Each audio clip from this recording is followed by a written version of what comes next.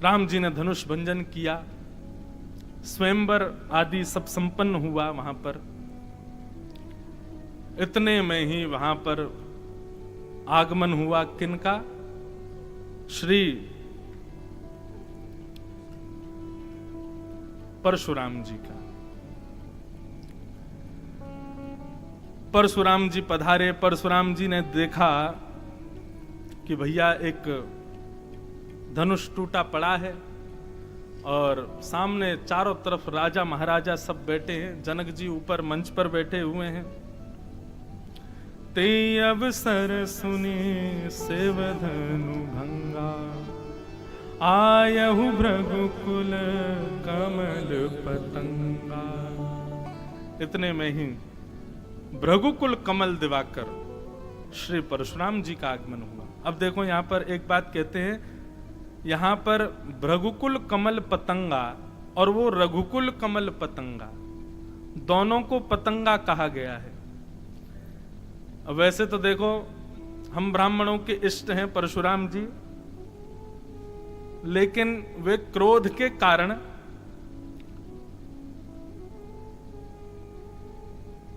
कैसे सूर्य की उपमा उनको दी गई है और राम जी को कौन से सूर्य की उपमा दी गई है?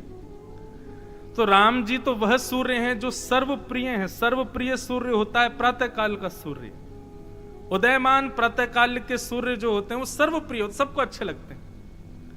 लेकिन मध्य दिवस के 12-1 बजे के जो सूर्य होते हैं, जो तापड़ा पूरी पृथ्वी को 50 डिग्री सेल्सियस तापमान में तपा देते हैं, उन सूर्य के उद्गम होते ही सब लोग एसी चला के कमरान में बैठ जाते हैं जाके।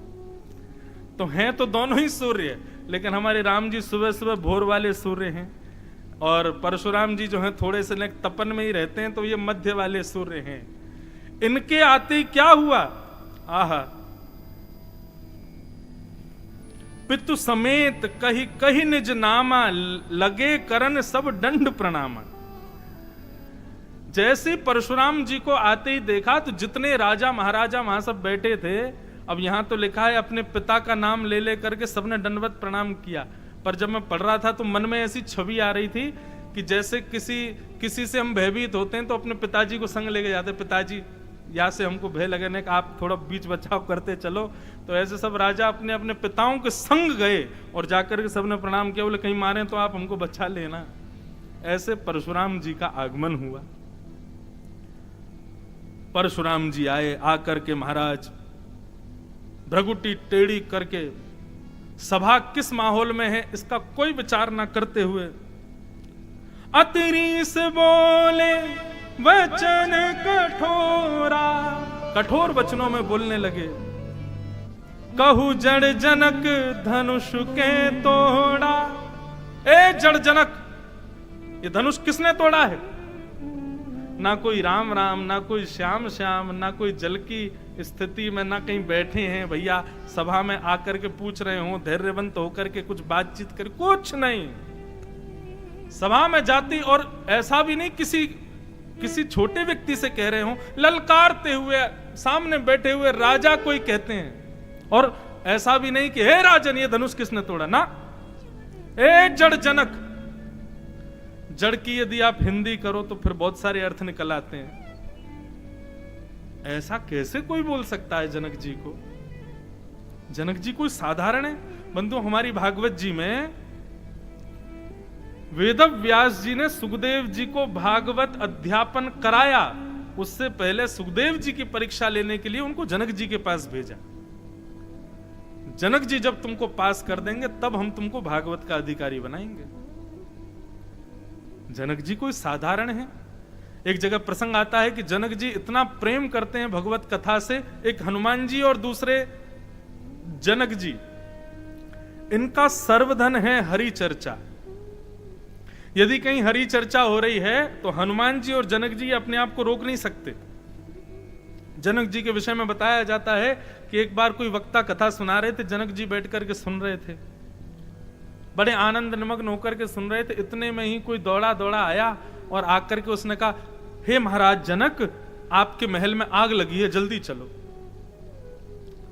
आग लगी है ये बात सुनकर के वहां आसपास बैठे और भी राजकीय लोग थे, वे सब दौड़ने लगे, भागने लगे, अरे हमारे घर नहीं जल जाए, अरे ये नहीं हो जाए, वो नहीं हो जाए। लेकिन श्री जनक जी महाराज बैठे थे वहीं पर। व्यास जी से बोले, आप कथा मत रोकिए ना, आप अपने समय से कथा के प्रवाह को प्रवाहित करिए ना। व्यास जी ने कहा, अरे जनक जी, आपका भवन जल जाएगा, आप राजा हैं और आपको प्रजा का ध्यान रखना है, ये इस प्रकार की विडंबनाएं आए तो आपको उठ के जाना चाहिए। श्री जनक जी महाराज बोले, मैं राजा हूं कथा के बाहर, लेकिन कथा में मैं श्रोता हूं, और इस समय मैं अपना सर्वस्व ठाकुर जी को दे चुका हूं, तो मेरी जिम्मेवारी ठाकुर जी के पास है। यदि आग लग रही है, कुछ जलेगा, करेगा, जो कुछ भी होगा, जिम्मेवारी ठाकुर जी की है, संभालेंगे भी वही। और स्थिति ये हुई कि जनक जी के ठाकुर जी की कथा में इतनी प्रीति कि जो भी अग्नि आदि वहां लगी थी उसको आकर के बुझाया भी श्री रघुनाथ जी ने। क्यों? क्योंकि जनक जी की कथा में इतनी प्रीति है। मैं अपनी कथा में कहा करता हूं, कई लोगों को कहा जाता, भैया कथा में आओ, अरे बड़े काम है महाराज, हमको ये करना वो करना, हम तो नहीं आ सकते, 4 घंटा कौन बैठे, 10 मिनट बैठ के चले जाएंगे। हम आपसे एक बात सत्य बताएं, कई लोगों की ऐसी भी स्थिति होती, मन तो बहुत करता है लेकिन हमारी समय नहीं है, इतने काम हैं। कभी ठाकुर जी के लिए 100 कामों को छोड़ करके देखिएगा, आप विश्वास मानिए, हम ऐसे ही नहीं बोल रहे हैं, आपके उन कामों को ठाकुर जी करने के लिए जाएंगे। क्यों? क्योंकि तुम कथा में बैठे हो। ठाकुर जी उस काम को संवारेंगे। बोले भैया वो कथा में बैठा है, उसको डिस्टर्ब मत करो, उसकी जगह हम चले जाते हैं। मध्य प्रदेश में तो एक मंदिर है हनुमान जी का, शिवपुरी में। क्या नाम है हनुमान जी? बगीचा वाले हनुमान जी। उन हनुमान जी के विषय में बताया जाता है कि बगल में ही पुलिस थाना है, वहां के एक हवलदार हनुमान जी के बड़े भक्त, हनुमान जी के मंदिर में जैसे ही प्रवेश करते तो निकलना ही भूल जाते, अपनी ड्यूटी पे ही नहीं जा पाते। तो जो थाना इंचार्ज थे उन्होंने उसको डांटा, बोले कि ए भाई देखो, तुम्हारी भक्ति सब अपनी जगह ठीक है, लेकिन इस प्रकार से तुम ये अपनी ड्यूटी पूरी किया करो, समय पे आया करो। बोले क्या करें महाराज जी, हनुमान जी को देखते ही मेरी समाधि लग जाती है, मैं आ नहीं पाता। कल से मैं एक काम करूंगा, मैं हनुमान जी को केवल दूर से ही प्रणाम करूंगा और फिर मैं आ जाया करूंगा, नहीं तो उनके पास जाती तो मैं सुध बुध खो देता हूं। अब दूर से प्रणाम करके आज जा रहा था पुलिस थाने, लेकिन उसका मन हुआ कोई बात नहीं, जरा सा प्रणाम करके आ जाता हूं भीतर। जैसे ही भीतर प्रविष्ट हुआ, देहाभिमान शून्य हुआ, वहीं बैठा रह गया, पूरा दिन निकल गया वहीं पर। रात जैसी हुई तो उसको स्थिति याद आई, बोले कि अब मुझे लगता है कि मैं नौकरी करने लायक हूं नहीं। आज कितना सोच विचार के गया, फिर से मंदिर में जाके बैठ गया।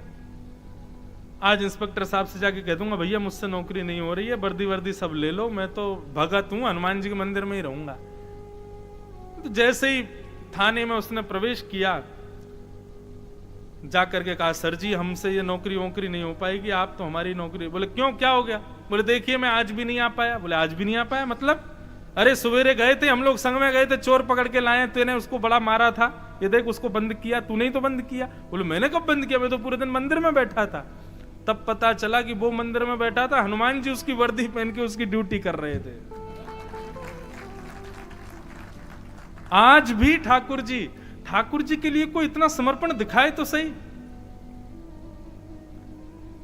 हम ये नहीं कहते कि आप अपने जरूरीतम कामों को भी छोड़ के कथा में आओ, लेकिन अगर ऐसा लग रहा सामान्य है, ठीक है हो जाएंगे, तो कभी कभी ठाकुर जी के भरोसे छोड़ के आओ तो सही कथा में। नहीं आपके कामों को पूर्णता ठाकुर जी करें तो कहना।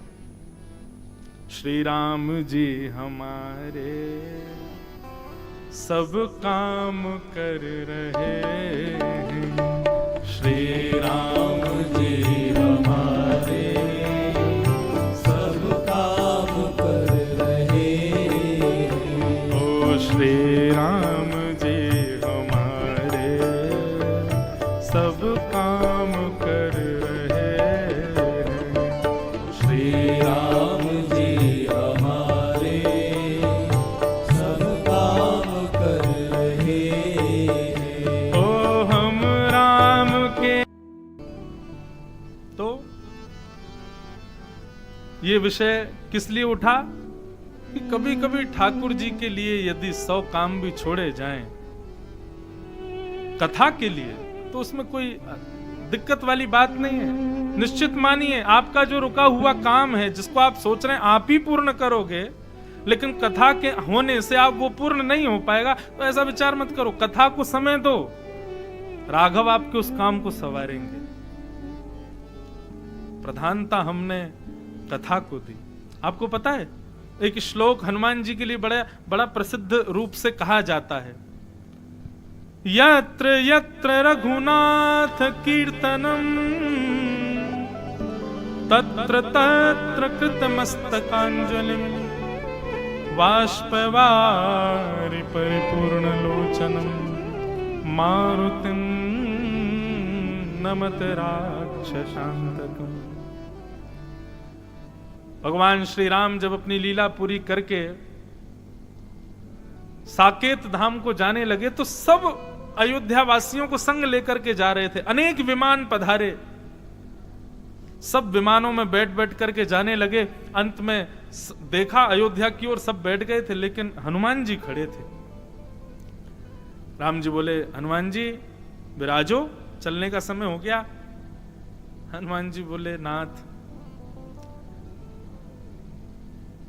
आपके साकेत में सर्व सुख हैं, सब कुछ है, लेकिन मुझे कहीं से पता चला कि वहां पर कथा नहीं होती। साकेत में कथा होती है? राम जी बोले, भैया वहां हम साक्षात बैठे मिलेंगे तुमको, तो फिर वहां कथा की क्या आवश्यकता है? जिन राम के गुण चर्चाओं को तुम लोगों से सुनते हो कथाओं में जाकर के, वहां श्रोता होते हैं, वक्ता होते हैं, मैं तो नहीं होता। लेकिन साकेत में तुम्हें साक्षात दिखूंगा सामने, तो वहां कथा की क्या आवश्यकता है? हनुमान जी बोले, भगवान आप सन्मुख होते हो ना तो केवल 2 आंखों को दिखाई देते हो, लेकिन जब हम कथा में होते हैं ना तो आप रोम रोम को दिखाई देते हो, आप रोम रोम का स्पर्श करते हो। नाथ यदि आपके साकेत में मुझे कथा नहीं मिलेगी तो क्षमा करें, मैं साकेत नहीं जा पाऊंगा। आपकी कथा यदि इस पृथ्वी पर है तो भले ही लाखों दुर्गुण यहां पर हों, लेकिन मैं फिर भी रहूंगा। इसीलिए चारों युग परताप तुम्हारा। चारों युगों में हनुमान जी रहते हैं। कलयुग में भी क्यों रह रहे हैं? बोले केवल और केवल हरि चर्चा कथा सुनने के लिए। मैं तो कहा करता हूं लोगों से, भैया हनुमान जी पर चोला चढ़ाओगे शायद उतनी खुशी उनको ना होती हो, हनुमान जी का 1.25 मन लड्डू का भोग लगाओगे शायद इतने प्रसन्न वो ना होते हो, सुंदरकांड हनुमान चालीसा तो रोज ही सुनते हैं, तो बेचारे सुन सुन के अब आदी हो गए होंगे। हनुमान जी कब प्रसन्न होते हैं? जब सन्मुख बैठकर के कोई श्री राम चर्चामृत उनको सुनावे, मंगल में रघुनाथ जी के मंगल चरित्रों को सुनावे, तब हनुमान जी प्रसन्न होते हैं। उनकी प्रसन्नता कथा में। प्रभु चरित्र सुनवे को रसिया। गोस्वामी तुलसीदास जी ने ऐसा नहीं कहा 1.25 मन लड्डू को रसिया। गोस्वामी जी कहते हैं प्रभु चरित्र सुनवे को रसिया, सिंदूर चोला को रसिया, ऐसा नहीं, प्रभु चरित्र सुनवे को रसिया। वो सुनाओ हनुमान जी को, तब वो प्रसन्न होते हैं। तो ये प्रसंग हम क्यों कर रहे हैं कि भाई जनक जी साधारण व्यक्ति थोड़े ही हैं, इतने बड़े भक्त हैं जनक जी, राजा हैं, चक्रवर्ती सम्राट हैं, वो सब अपनी जगह स्थिर, उनका स्थिति जो भी होगी, लेकिन श्री जनक जी एक भक्त भी हैं और विशिष्ट भक्त हैं। और उनके लिए परशुराम जी कह रहे हैं, कहु जड़ जनक धनुष के तोड़ा। ए जड़ जनक, ये धनुष किसने तोड़ा? मन में एक भाव आया, बहुत ध्यान से सुनिएगा। परशुराम जी जैसे ज्ञानी जिनको भगवत अवतार हम मानते हैं, वो इस प्रकार का गलती नहीं कर सकते। बंधुओं, कभी कभी गुरुजन, गुणीजन, ज्ञानीजन और माता पिता, ये जो श्रेष्ठ जन होते हैं ना, ये व्यक्ति की स्थिति को परखने के लिए कई बार एक अभिनय करते हैं, क्रोध का अभिनय समझते हैं, नाटक करते हैं क्रोध का, ताकि पता चले कि इसमें सहनशीलता है कि नहीं, इसमें सहन शक्ति है कि नहीं। जैसे छोटे बालक को कई बार गलती करने पर उसके माता पिता क्या करते हैं, उसके गाल पर एक हाथ रख दे, दूसरे हाथ पे ऐसे मारते हैं, मारो, मारते नहीं है लेकिन उसको ऐसे धमकाते हैं, ऐसे डराते हैं ताकि वो जो अपराध उसके अंदर आ गया है वो ना करे। उसको भय दिलाने के लिए या उसकी स्थिति परखने के लिए कई बार गुणीजन गुरुजन परखते हैं। मानो ऐसा लग रहा है कि भैया बड़ा सुना है, जनक जी बड़ी कथा सुनते हैं, बड़ी संतों को प्रणाम करते हैं, श्रेष्ठ जनों के संग रहते हैं, गुणी जनों के बीच में बैठते हैं, तो परशुराम जी बोले आचार विचार में समय व्यर्थ ना करते हुए, हालचाल पूछने में व्यर्थ ना कर, सीधे पहले परखा ही जाए कि ये वास्तव में सत्संगी है कि नहीं। इसलिए परशुराम जी आते ही रोष में भर करके बोले, कहू जड़ जनक धनुष के तोड़ा। ए जड़ जनक, धनुष किसने तोड़ा? परखने के लिए, समझने के लिए, देखने के लिए कि श्री जनक जी शीलवान है कि नहीं। या फिर एक बात अगर अभी के प्रसंग में जोड़नी हो तो ऐसा भी कह सकते हैं, परशुराम जी जानते हैं कि ये जो राम जी हैं ये धैर्यता की मूर्ति है, इनके अंदर तो बड़ा धैर्य है, लेकिन इनके ससुर जी धैर्यवान है कि नहीं ये तो देख लें पहले। इसलिए जड़ संबोधित करके बुलाया है।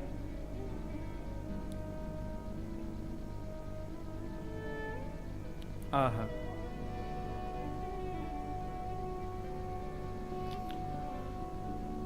किसने तोड़ा ये धनुष? पूछने लगे। तब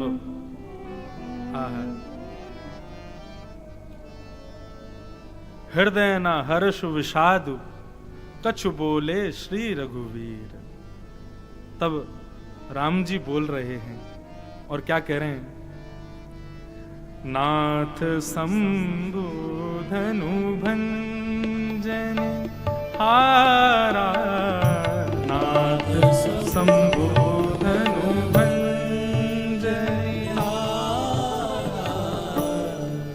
ऐसा लगता है बंधु, आपकी तो नहीं पता, मैं अपनी बताऊं, जब भी ऐसा कहते हैं ना कि श्री राघव बोल रहे हैं, और जब उस चौपाई का गायन करता हूं मेरे रोंगटे खड़े हो जाते हैं। चौपाइयां सब बोल रहे हैं, यहां पर श्री गोस्वामी तुलसीदास जी सबके भाव कह रहे हैं, लेकिन जब वे कहते हैं कि श्री राघव बोल रहे हैं, कभी कभी लगता है ये 10 लक्षण बताने की जरूरत नहीं है, एक एक शब्द में 10 लक्षण दिख रहे हैं। श्री राम जी बोल रहे हैं, नाथ संबोधनु भंजने हारा, नाथ संबोधनु भंजने हारा। कौन? होई के एक दास तुहारा,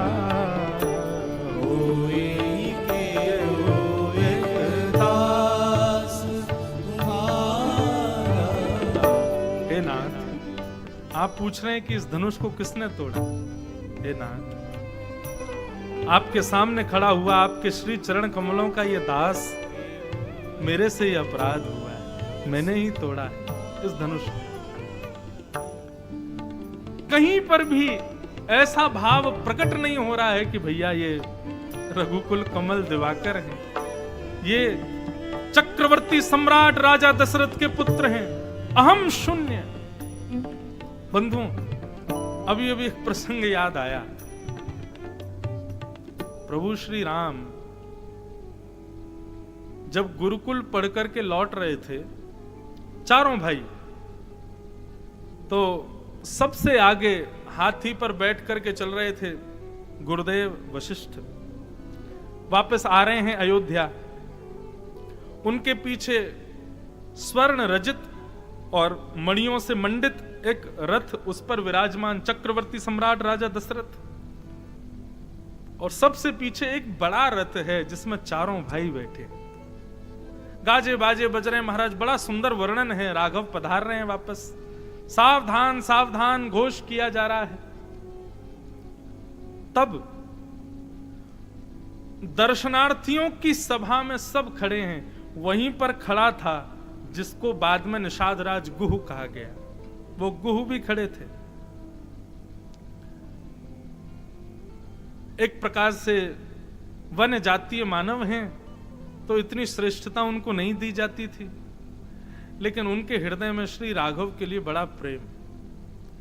सब लोग नए नए उपहार लेकर के श्री राम जी को भेंट करने के लिए जा रहे हैं। कोई माला लेके आया, कोई पुष्प हार लेके आया, कोई मिष्ठान लेकर के आया, कोई घर से कुछ बना के लाया, कोई पोशाक लाया राम जी को भेंट देने के लिए, और सब नीचे से ही दे रहे हैं, भैया सम्राट के पुत्र हैं, मिल तो सकते नहीं है। लेकिन जो गुह था, निषाद था, उसने राम जी को भेंट करने के लिए एक बाण रखने वाला तस्कर बनाया। सुंदर सुंदर छोटी छोटी झाड़ों से, सीखों से एक सुंदर तस्कर बनाया और उसको पुष्पों से सजाया, उसको बढ़िया सुंदर, अब जितना वन्य में सामग्री मिल जाती है उन सामग्रियों से उसको सुंदर सजा करके तैयार किया। खड़े थे भीड़ में निषाद, इतने में ही हाथी गए, गुरुजी बैठ करके जा रहे हैं, चक्रवर्ती सम्राट जा रहे हैं, और सबसे पीछे विशाल एक रथ पर राम जी, भरत, लक्ष्मण, शत्रुघ्न चारों भाई आ रहे हैं। राम जी का शीलता स्वभाव वो ऐसा है कि उस पर कौन न्योछावर नहीं होता।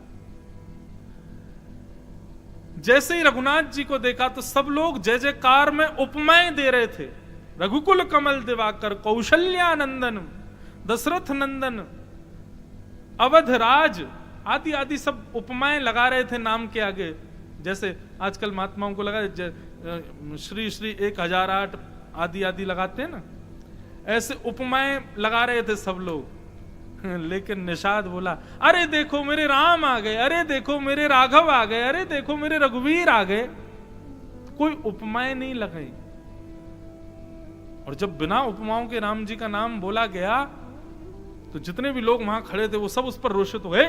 क्या बोलते हो? अरे स्वच्छंद अकेला नाम बोल रहे हो, जानते हो कौन है वे?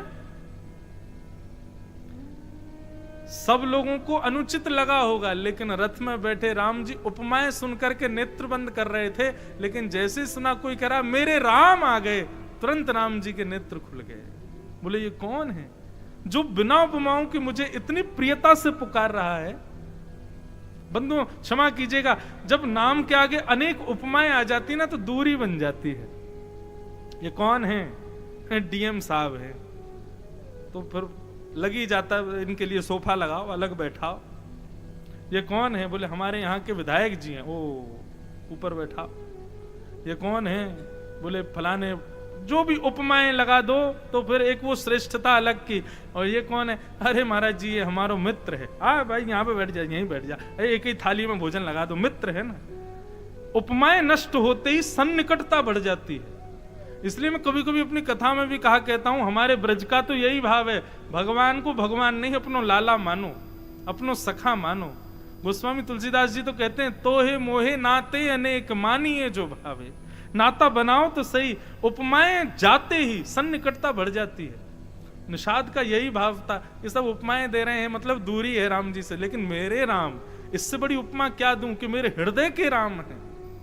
इससे बड़ी उपमा और क्या दूं मैं? जैसे ही सुना मेरे राम शब्द सुनते ही राम जी ने उसकी ओर देखा। तो जब उसने मेरे राम कहा था, 2-3 लोगों ने उसको धक्का देके पीछे कर दिया, बेचारा गिर गया था। लेकिन जैसे ही राघव ने देखा तो तुरंत रथ को रोकने का आदेश दिया।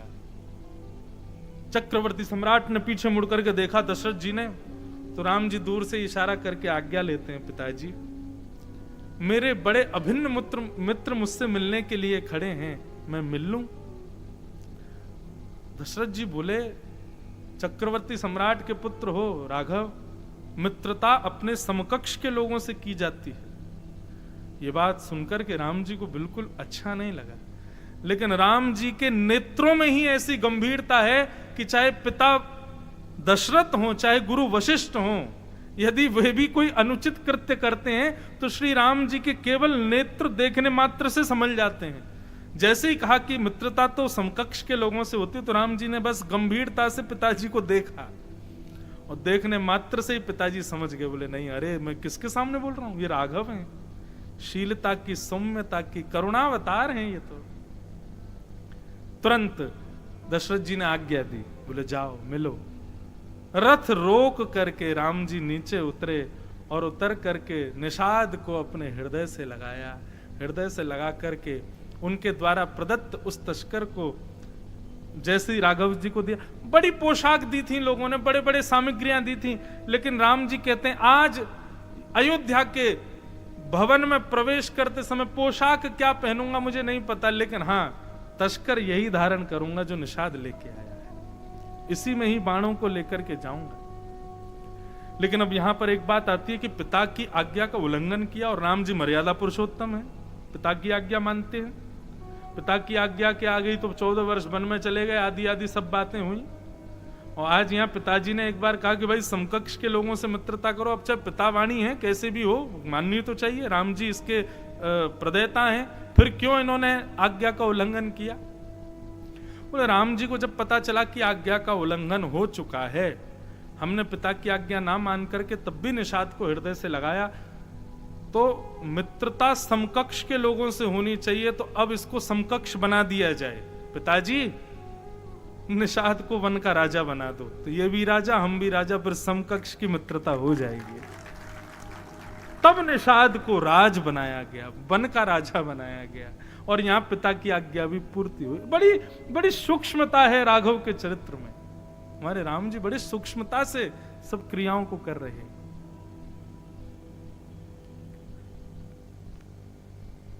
कहां तक कहें, हम धृति को केंद्र में लेकर के चल रहे हैं, धैर्य, लेकिन श्री राम जी की जब चर्चा करते हैं तो शीलता, प्रेम, करुणा सब प्रकट हो जाती है। धृति तो नाथ संबोधनि भंजनिहारा, होए केहू एक दास तुम्हारा। नाथ एक दास है आपका जिसने इस धनुष को तोड़ा है। परशुराम जी तो लाल ताते खड़े थे, परशुराम जी बोलने लगे सेवक बताते हो अपने आप को दास बनाते हो, लेकिन दास बताते हो दासों जैसा कृत्य तो किया नहीं, कृत्य कर रहे हो शत्रुओं जैसा और अपने आप को बता रहे हो दास। अब महाराज जैसे ही देखा कि ये राम जी पर बरस रहे हैं तो पीछे खड़े लखनलाल जी कहां चुप रहते, राम जी तो चुपचाप मौन सुन रहे हैं, धैर्यता है। लेकिन लखन जी हमारे पीछे खड़े खड़े बोले बहु धनु ही तोरे लरिकाई। अरे ऐसे धनुष तो हमने बालकाल में ना जाने कितने तोड़ दिए, तब तो कोई आया नहीं रोकने के लिए। बचपन में हमने रघुनाथ जी ने, हमारे 2 भैया और हैं, हमने मिलकर ना जाने कितने धनुष तोड़े होंगे, आज तक कोई हमको ऐसे समझाने तो नहीं आया। आपका बड़ा ममता है इस धनुष के प्रति, क्यों इतनी ममता कर रहे हो। इतने में ही महाराज अपने फरसे को दिखाने लगे। परशुराम जी, ए बालक, इसको साधारण धनुष बोलता है, साक्षात शंभू का धनुष है, साक्षात महादेव का धनुष है। अब जैसे ही लखन जी कुछ कहते तो रूप का दर्शन करो, लीला का दर्शन करो।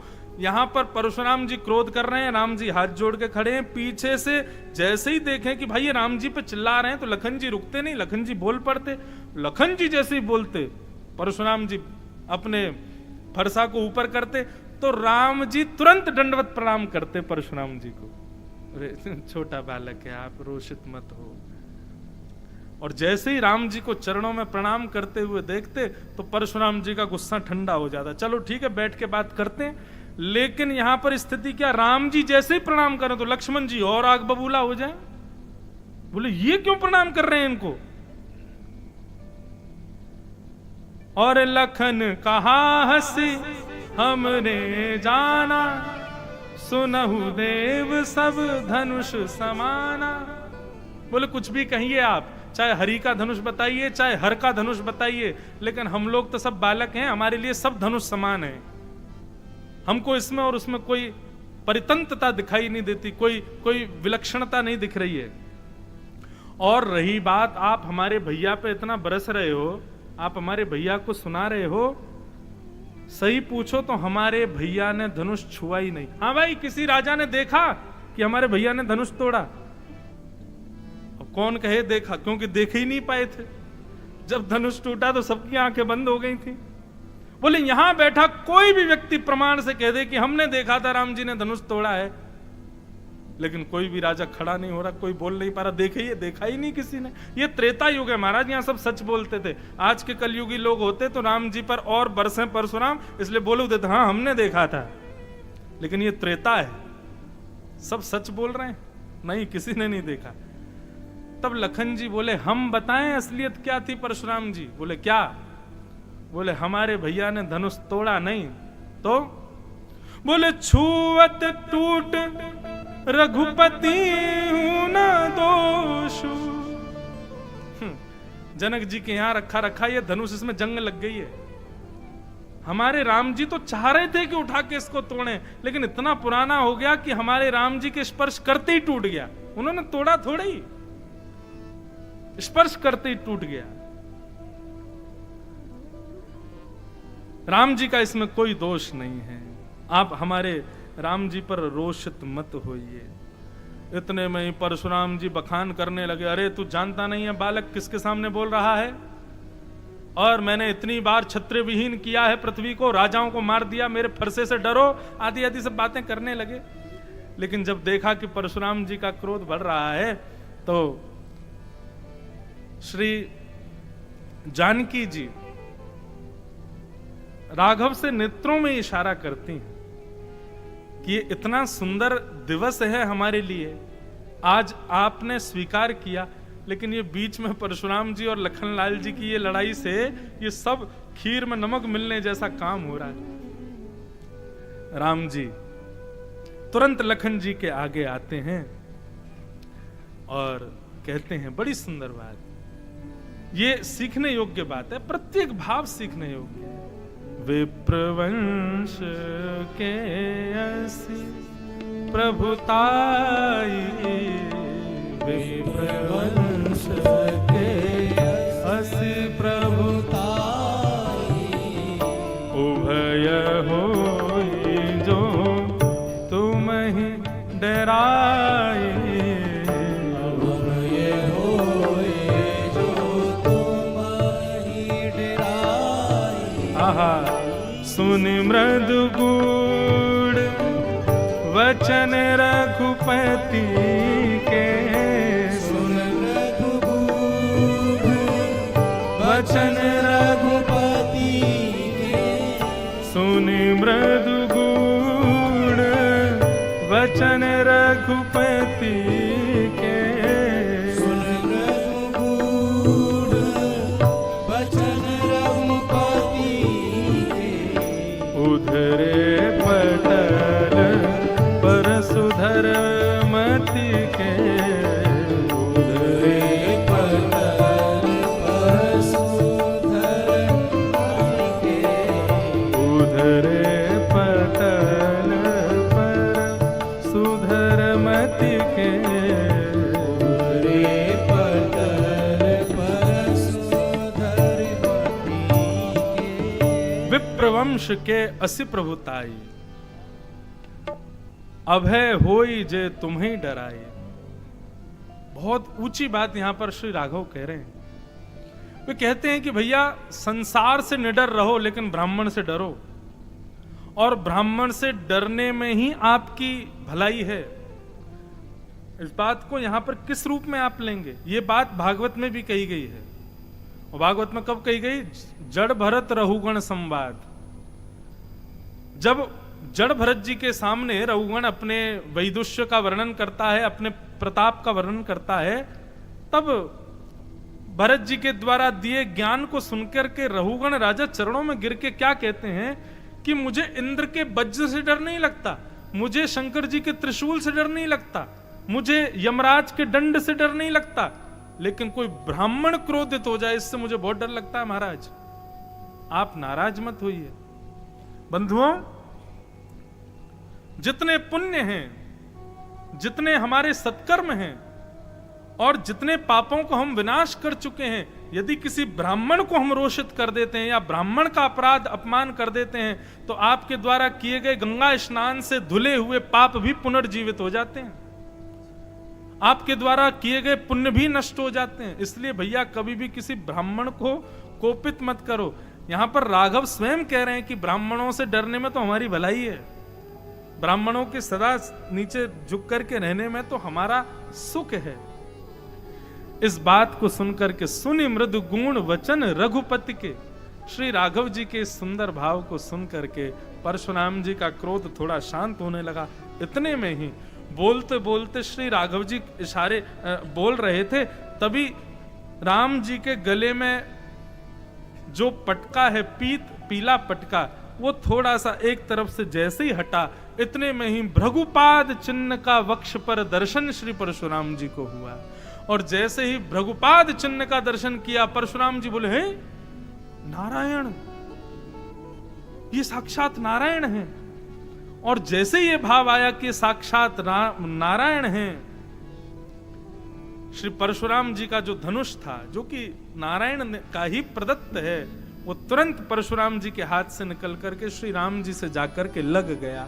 परशुराम जी समझ गए, भैया ये कोई और नहीं है, साक्षात हमारे रघुनंदन श्री राम नारायण ही पधारे।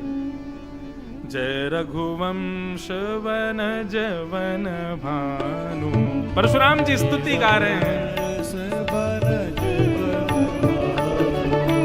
जय रघुवंश वन जवन भानु, जय रघुवंश वन जवन भानु, गहन दनुज कुल दहन कृशानु, दहन दनुज कुल दहन कृशानु, जय सुर विप्र धेनु हितकारी, जय सुर विप्र धेनु हितकारी, जय सुर विप्र धेनु हितकारी, जय सुर विप्र धेनु हितकारी, जय मद मोह को ब्रह्महारी, जय मद मोह को ब्रह्महारी, हाँ जय मद मोह को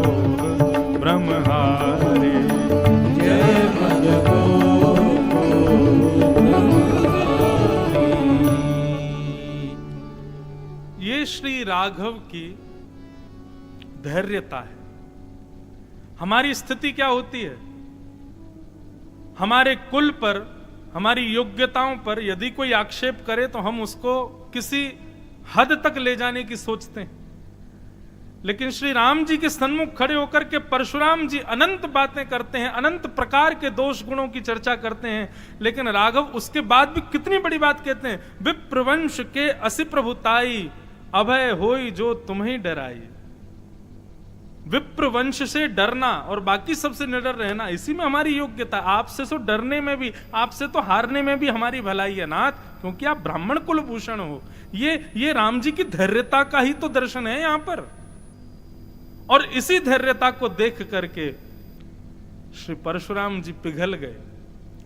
ऐसी परशुराम रूपी ज्वाला जिसको देख करके सूर्य भी एक बार को छुप जाते हैं, वो परशुराम जी केवल और केवल श्री राघव की धैर्यवंतता पर रीझ गए और चरणों में बैठ करके प्रणाम करने लगे। जय जय जय उद्घोष करके राघव जी को खूब मंगलाशासन किया परशुराम जी ने।